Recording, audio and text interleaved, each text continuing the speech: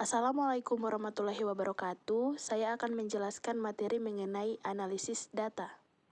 Analisis data terbagi menjadi 3, yaitu perkakas analisis data, koleksi data, dan visualisasi data. Selanjutnya, pengenalan perkakas analisis data. Yang pertama ada Google Collaboratory atau Google Colab.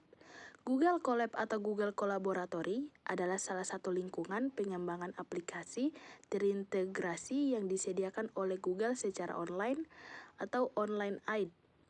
Karena sifatnya yang online, maka pengguna tidak perlu melakukan instalasi dan dapat langsung menggunakan Google Colab untuk menulis program dan melakukan pengolahan data dari internet. Selain itu, Google Colab juga memiliki banyak fungsi serta library yang dapat digunakan untuk membantu pengolahan data, termasuk untuk melakukan scraping. Yang kedua ada Python.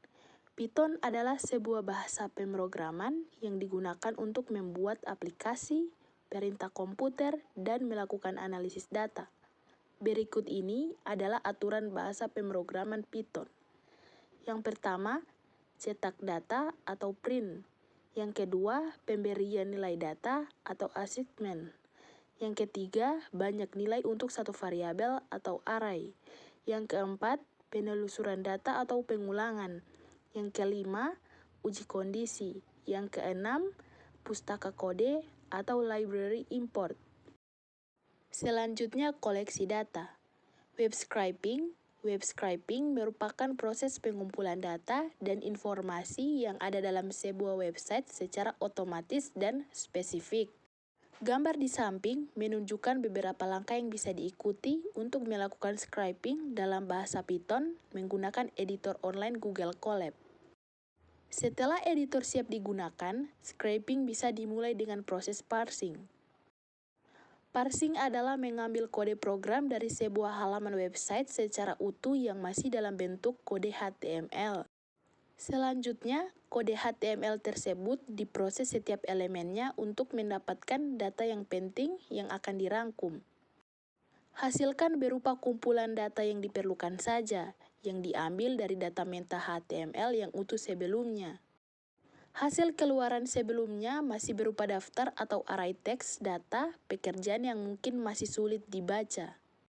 Data tersebut perlu ditampilkan secara lebih tertata sehingga mudah dibaca. Proses membingkai data atau framing ini bisa dilakukan dengan mudah jika data sudah diperoleh.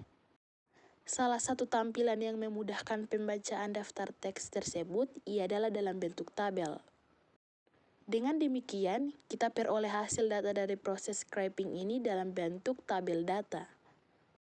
Selanjutnya, visualisasi data. Yang pertama, prapemrosesan data. Prapemrosesan data dilakukan agar data siap untuk diolah. Data perlu dipersiapkan karena bisa jadi yang kita peroleh masih mentah.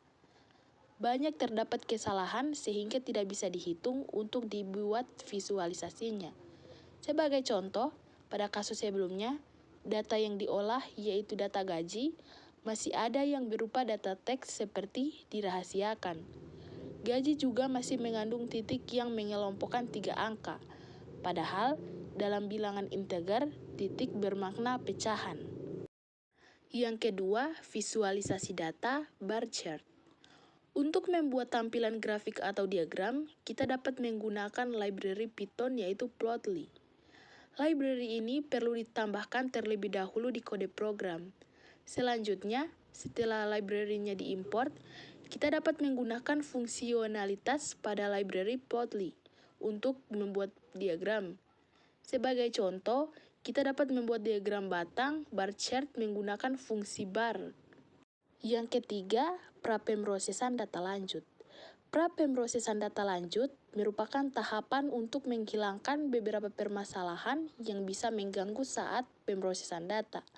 Hal tersebut karena banyak data yang formatnya tidak konsisten. Yang keempat atau yang terakhir, visualisasi data dengan diagram lain. Setiap diagram dan chart memiliki kegunaan masing-masing sesuai karakteristiknya. Diagram batang misalnya digunakan untuk memperlihatkan beberapa item serupa yang perlu dibandingkan. Di sisi lain, diagram lingkaran digunakan untuk memperlihatkan proporsi dari beberapa item yang bisa menjadi bagian utuh dari suatu kasus. Sekian penjelasan materi mengenai analisis data dari saya. Mohon maaf bila terdapat kesalahan dalam penjelasan saya. Terima kasih. Wassalamualaikum warahmatullahi wabarakatuh.